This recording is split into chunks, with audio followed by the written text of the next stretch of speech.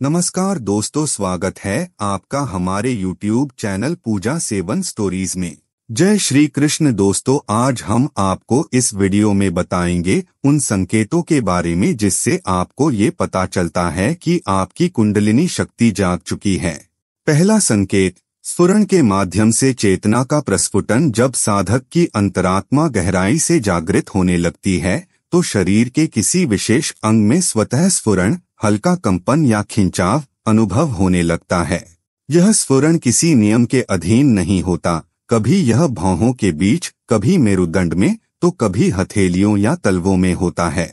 यह संकेत दर्शाता है कि ब्रह्मांडीय ऊर्जा आपके सूक्ष्म शरीर में प्रवाहित हो रही है और वहां की रुकावटों को दूर कर रही है। यह कोई सामान्य शारीरिक हलचल नहीं, बल्कि जागृत होती चेतना की आंतरिक प्रतिक्रिया है। जब ध्यान में बैठे व्यक्ति को बार बार किसी एक ही स्थान पर हलचल अनुभव हो, विशेषकर जब मन शांत हो और बाहरी कोई कारण न हो, तब यह समझना चाहिए कि चेतना अपने उच्चतर स्तर की ओर बढ़ रही है। यह अनुभव अत्यंत प्रेरणादायक होता है, क्योंकि इससे यह प्रतीत होता है कि आत्मा अब सीमाओं को लांघने को तैयार है। यह स्फुरण साधक को अपने भीतर की यात्रा पर और गहराई से उतरने के लिए प्रेरित करता है। यह संकेत दर्शाता है कि अब समय आ गया है कि साधक अपने अभ्यास को गंभीरता से ले और आत्म साक्षात्कार की दिशा में दृढ़तापूर्वक आगे बढ़े। दूसरा संकेत, मस्तक में तेज प्रकाश या स्पंदन का अनुभव। जब साधक की साधना गहराई पकड़ने लगती है और कुंडलिनी शक्ति सक्रिय होने लगती है तो एक विशिष्ट संकेत मस्तक में तेज प्रकाश का दिखना या वहां हल्का स्पंदन महसूस होना होता है। यह अनुभव सामान्य नेत्रों से नहीं, बल्कि आज्ञा चक्र के माध्यम से होता है। ध्यान के दौरान या एकांत में शांत बैठे हुए साधक को ऐसा प्रतीत हो सकता है कि उसकी आंखों के बीचों बीच कोई दिव्य प्रकाश झलक रहा है या मस्तिष्क के भीतर कंपन की लहरें उठ रही हैं। यह संकेत दर्शाता है कि ऊर्जा मस्तिष्क की ऊंचाई पर पहुंच रही है और आज्ञा चक्र धीरे धीरे जागृत हो रहा है। यह वही केंद्र है जहां से अंतर्ज्ञान, दिव्य दृष्टि और आत्मज्ञान की यात्रा प्रारंभ होती है। कई बार यह स्पंदन हल्की धड़कन जैसा लगता है, जैसे सिर के भीतर कोई गूंज रही हो, और यह एक दिव्य बुलाहट होती है आत्म प्रकाश की ओर। ऐसे संकेत मिलने पर साधक को भयभीत नहीं होना चाहिए, बल्कि यह समझना चाहिए कि ईश्वर अब भीतर से मार्गदर्शन कर रहा है। यह अनुभव न केवल प्रोत्साहन देता है, बल्कि साधना को और भी दृढ़ता से करने की प्रेरणा देता है। तीसरा संकेत, स्वतः होने वाला प्राणायाम और श्वास का नियंत्रित हो जाना। कुंडलिनी जागरण की अवस्था में शरीर की क्रियाएं धीरे धीरे आत्मनियंत्रित होने लगती हैं, और एक अत्यंत रोचक तथा प्रेरणादायक संकेत यह है कि साधक का श्वास प्रवाह स्वतः बदलने लगता है। बिना किसी प्रयास के सांसों की गति धीमी हो जाना, रुक रुक कर चलना या कुछ समय के लिए पूरी तरह स्थिर हो जाना, ये सब संकेत इस बात के हैं कि भीतर की ऊर्जा जागृत होकर नाड़ियों को संतुलित कर रही है। ऐसे अनुभवों के दौरान कई बार व्यक्ति को लगता है कि वह कोई विशेष प्राणायाम कर रहा है, जबकि वास्तव में यह प्राचीन जीवन शक्ति ही है जो साधक के शरीर को साधना के अनुकूल बना रही है। यह कोई डराने वाला अनुभव नहीं, बल्कि अत्यंत आनंदमय और ईश्वरीय कृपा का प्रमाण होता है। जब कुंडलिनी सक्रिय होती है तो श्वास की गति साधारण नहीं रहती, और यह परिवर्तन इस बात का गहरा संकेत है कि साधक अब केवल शरीर तक सीमित नहीं, बल्कि चेतना की ऊंचाइयों की ओर अग्रसर हो रहा है। यह अनुभव साधक को अंदर से जागृत करता है और उसकी साधना में नया उत्साह और दिव्यता भर देता है। चौथा संकेत, भीतर से उठती अनजानी ध्वनियां और नाद का अनुभव। जब कुंडलिनी शक्ति सक्रिय होने लगती है तो साधक को कभी कभी अपने भीतर से उठती सूक्ष्म ध्वनियां सुनाई देने लगती हैं। ये ध्वनियां किसी बाहरी स्रोत से नहीं आती, बल्कि आंतरिक जगत से प्रकट होती हैं, जैसे कहीं दूर घंटे की मधुर टनकार, शंख की ध्वनि, मधुमक्खी जैसी गुंजन या कभी कभी की गूंजती प्रतिध्वनि।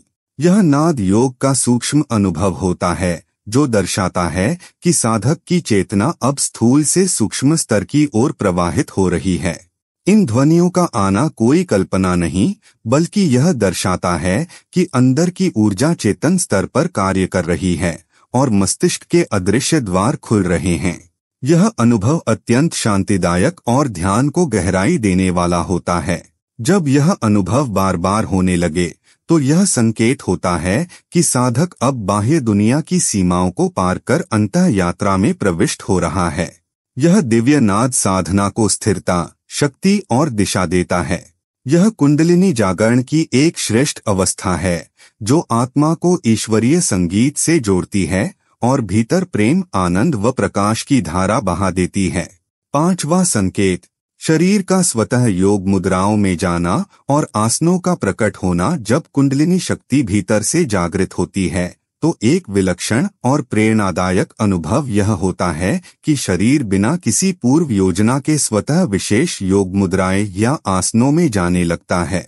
यह कोई सीखा हुआ अभ्यास नहीं होता, बल्कि ऊर्जा स्वयं शरीर को उन स्थितियों में ले जाती है जो साधना के मार्ग में आवश्यक होती हैं। कई साधक ध्यान के दौरान अनुभव करते हैं कि उनके हाथ विशेष मुद्रा में उठ रहे हैं, रीढ़ सीधी हो रही है, गर्दन किसी दिशा में मुड़ रही है या शरीर स्वयं किसी योगासनों में आ रहा है, जैसे कोई अदृश्य शक्ति उन्हें साधना के उच्चतर पथ पर निर्देशित कर रही हो। यह अवस्था दर्शाती है कि अब कुंडलिनी शक्ति केवल जागृत नहीं, बल्कि सक्रिय रूप से साधक के शरीर, मन और आत्मा का शोधन कर रही है। यह अनुभव अत्यंत प्रेरणादायक होता है क्योंकि यह दर्शाता है कि अब साधक के प्रयासों में दिव्य हस्तक्षेप होने लगा है। ऐसे संकेत मिलने पर श्रद्धा और समर्पण के साथ साधना को जारी रखना चाहिए, क्योंकि यह वह चरण है जहां साधक से साध्य की यात्रा प्रारंभ हो जाती है। 6वां संकेत, तन और मन का अचानक बहुत हल्का या बहुत भारी महसूस होना। कुंडलिनी जागरण की प्रक्रिया में एक विशेष अनुभव यह होता है कि साधक का शरीर और मन अचानक बहुत हल्का या बहुत भारी लगने लगता है। कभी ध्यान के दौरान या बिना किसी कारण के ऐसा प्रतीत होता है कि शरीर जैसे हवा में तैर रहा हो, बिल्कुल भारहीन। वहीं कुछ क्षणों में ऐसा लगता है जैसे शरीर पर कोई अदृश्य वजन रख दिया गया हो और साधक जमीन से पूरी तरह जुड़ गया हो। यह अनुभव साधारण नहीं होता। शरीर का हल्कापन इस बात का संकेत है कि आपकी चेतना स्थूलता से ऊपर उठ रही है और सूक्ष्म आयामों में प्रवेश कर रही है। वहीं भारीपन का अनुभव दर्शाता है कि ऊर्जा जमीन से जुड़कर आपको स्थिर और संतुलित कर रही है ताकि आप उच्चतर ऊर्जा का वहन कर सकें। कभी यह मन में भी होता है, मानसिक बोझ अचानक गायब हो जाता है या फिर कोई गहन विचारधारा आपको भीतर से पकड़ लेती है। यह सब दर्शाता है कि आपकी चेतना का रूपांतरण हो रहा है। ऐसे संकेत साधना में गहराई और ईश्वरीय संपर्क के प्रमाण हैं। इनका स्वागत करें क्योंकि ये आपको आत्मबोध की दिशा में आगे बढ़ा रहे हैं।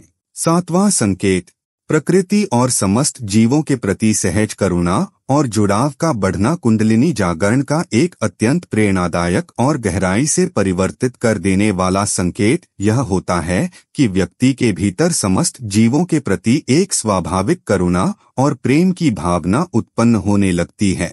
पशु पक्षियों, वृक्षों, फूलों, नदियों और धरती के प्रति एक आत्मीय जुड़ाव महसूस होने लगता है। साधक को लगता है कि वह केवल एक शरीर नहीं, बल्कि संपूर्ण सृष्टि का एक अभिन्न भाग है।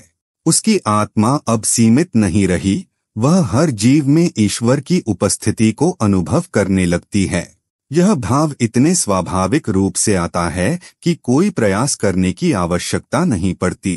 कई लोग महसूस करते हैं कि वे किसी पेड़ के नीचे बैठे हों और उसकी हर पत्ती से संवाद हो रहा हो, या किसी पशु की आंखों में देखते हुए भीतर एक शांति की लहर उठ रही हो। यह सब उस दिव्य ऊर्जा का प्रभाव है जो अब हृदय को पूरी तरह प्रेममय बना रही है।